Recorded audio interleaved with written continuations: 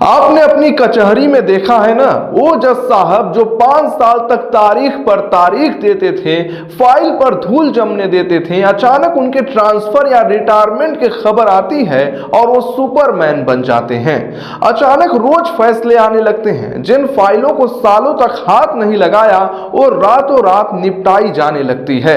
हम और आप सोचते हैं, वाह क्या जज साहब हैं, जाते जाते कितना काम कर रहे हैं। लेकिन रुकिए, क्या ये काम है या यह कांड है? सच कड़वा होता है, लेकिन आज बोलना पड़ेगा। हमारे देश में कई बार न्याय बिकता है और उसकी बोली सबसे ऊंची तब लगती है जब जज की कुर्सी छीनने वाली होती है। यह मैं नहीं कह रहा, यह किसी पत्रकार का आरोप नहीं है, यह खुद भारत के सुप्रीम कोर्ट का कबूलनामा है। जी हां, भारत के चीफ जस्टिस ने भरी अदालत में स्वीकार किया है कि रिटायरमेंट से ठीक पहले जज ऐसे फैसले सुना रहे हैं जैसे क्रिकेट के आखिरी ओवर में छक्के मार रहे हों। आज हम इस छक्के के पीछे की मैच फिक्सिंग को डिकोड करेंगे। आज हम बात करेंगे उस भ्रष्टाचार की, उस कैश फॉर जजमेंट के कल्चर की, जिसने न्याय की देवी की आंखों पर बंधी पट्टी को मजाक बना दिया है। इससे पहले कि मैं आपको ताजा मामले पर ले चलूं, जरा इतिहास के पन्नों से धूल हटाते हैं। ऐसा नहीं है कि यह बीमारी आज लगी है। याद कीजिए सुप्रीम कोर्ट के पूर्व जज मार्कंडेय काटजू को। उन्होंने एक बार डंके की चोट पर कहा था, न्यायपालिका में 50% तक भ्रष्टाचार हो सकता है। तब बवाल मच गया था, अवमानना के नोटिस भेजे गए। लेकिन क्या सच बदल गया?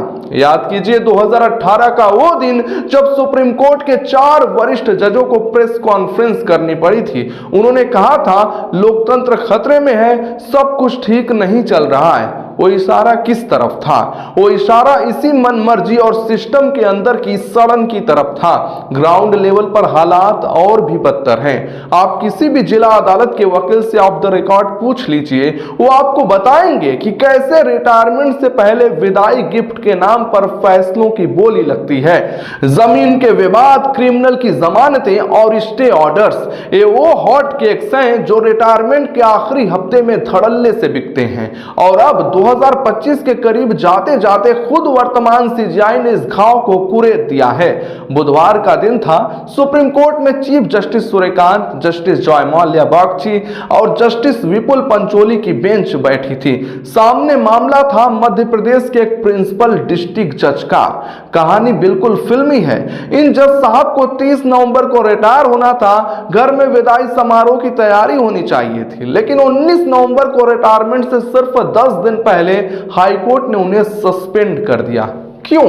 क्योंकि खुफिया रिपोर्ट मिली थी कि जज साहब जाते जाते कुछ ज्यादा ही मेहरबान हो रहे थे। उन्होंने कुछ ऐसे संदिग्ध ऑर्डर्स पास कर दिए जिनसे साफ लग रहा था कि दाल में कुछ काला नहीं, पूरी दाल ही काली है। जज साहब को यह बात चुभ गई। वो पहुंच गए सुप्रीम कोर्ट और वहां जो हुआ वो सुनने लायक है। ये संवाद किसी फिल्म की स्क्रिप्ट से कम नहीं था। माय लॉर्ड, यह क्या अनर्थ हो गया? मेरे क्लाइंट का 30 साल का करियर देखिए, बेदाग, हमेशा ए ग्रेड रेटिंग मिली है। अब रिटायरमेंट से 10 दिन पहले उन्हें सस्पेंड कर दिया गया। यह तो उनकी इज्जत मिट्टी में मिलाने जैसा है। अगर कोई फैसला गलत हो भी गया तो अपील कर लेते, सस्पेंड क्यों किया? सीजीआई कहते हैं, मिस्टर सांघी आप हमें कानून मत समझाइए, हमें पता है क्या हो रहा है। आपके क्लाइंट का करियर 30 साल बेदाग रहा होगा, लेकिन इसका मतलब ये नहीं कि आखिरी के 10 दिनों में उन्हें लूट की छूट मिल जाए। हमने देखा है कुछ जजों में टेंडेंसी बढ़ गई है। रिटायरमेंट पास आते ही वो पागलों की तरह आदेश पारित करने लगते हैं। They act as if they are hitting sixes in the last over of a match. वो ऐसे आदेश सुनाते हैं जैसे मैच के आखिरी ओवर में छक्के मार रहे हों। दोस्तों, छक्के मारना यह शब्द सीजीआई ने इस्तेमाल किया।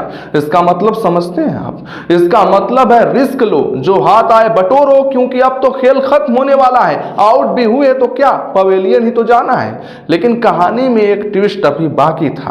वकील साहब ने एक ऐसा दाव चला जिसे सुनकर आप भी हैरान रह जाएंगे।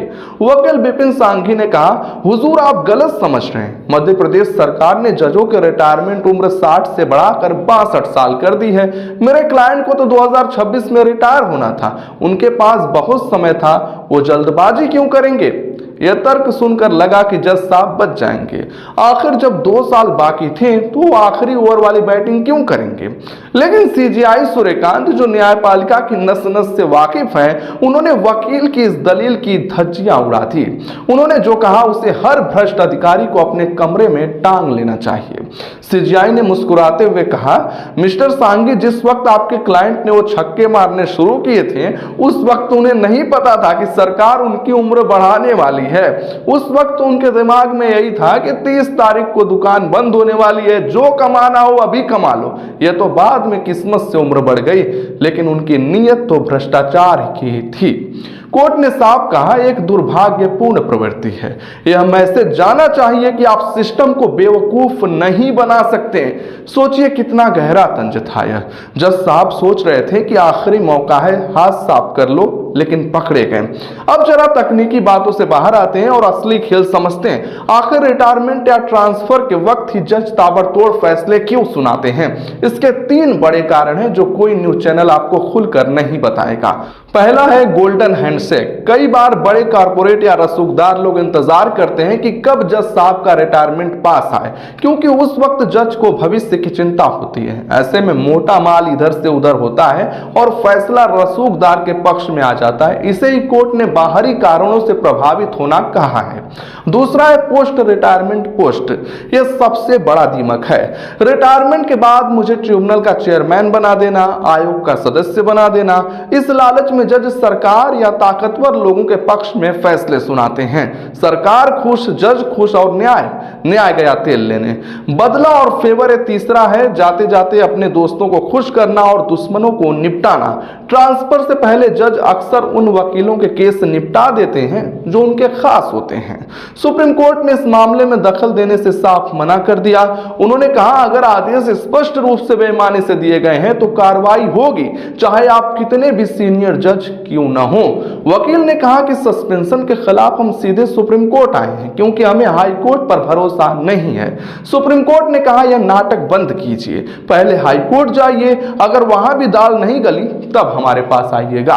इसका मतलब साफ था, सुप्रीम कोर्ट अब अपने ही परिवार के काले भेड़ों को बचाने के मूड में नहीं है। तो दोस्तों, सवाल यह है कि इस खबर से आपको और मुझे क्या फर्क पड़ता है? फर्क पड़ता है क्योंकि वो डिस्ट्रिक्ट जज, वो मैजिस्ट्रेट, वो न्याय की पहली सीढ़ी है। आम आदमी सुप्रीम कोर्ट नहीं जा पाता, उसकी दुनिया जिला अदालत में शुरू होती है और वहीं खत्म हो जाती है। अगर वहां बैठा जज ये सोच रहा है कि रिटायरमेंट से पहले कितना कमा लूं, तो उस गरीब आदमी का क्या होगा जिसने अपना खेत बेचकर वकील की फीस भरी है? उस बेगुनाह का क्या होगा जो सालों से जेल में सड़ रहा है? चीफ जस्टिस का बयान केवल टिप्पणी नहीं है, एक चेतावनी है, लेकिन क्या यह काफी है? काफी नहीं है। कमेंट बॉक्स में अपनी राय जरूर लिखें। वीडियो को जितना हो सके शेयर करें, लाइक करके चैनल सब्सक्राइब कर लें अगर पसंद आया हो तो।